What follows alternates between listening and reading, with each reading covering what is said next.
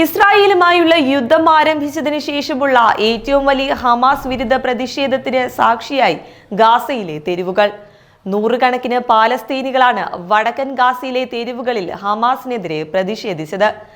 നിലവിലുള്ള സംഘർഷങ്ങൾ അവസാനിപ്പിക്കണമെന്നും ഹമാസ് നേതാക്കൾ ഗാസ വിട്ട് പുറത്തു പോകണമെന്നുമാണ് പ്രതിഷേധക്കാരുടെ ആവശ്യം. ഗാസ മുനമ്പിന്റെ വടക്കൻ ഭാഗത്തുള്ള ബെയ്ത് ലാഹിയിലാണ് പ്രകടനങ്ങൾ നടന്നത്.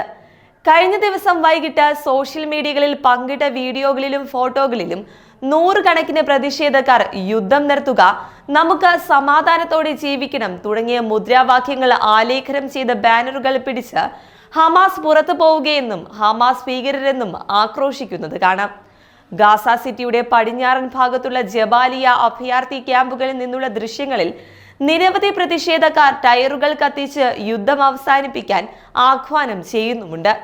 എന്നാൽ പ്രതിഷേധത്തിന് പിന്നാലെ മുഖംമൂടി ധരിച്ച ആയുധധാരികളായ ഹമാസ് തീവ്രവാദികൾ ചിലർ തോക്കുകളും മറ്റു ചിലർ ബാറ്റനുകളുമായി എത്തി പ്രതിഷേധക്കാരെ ബലമായി പിരിച്ചുവിടുകയും പലരെയും ആക്രമിക്കുകയും ചെയ്തതായി മാധ്യമങ്ങൾ റിപ്പോർട്ട് ചെയ്യുന്നു.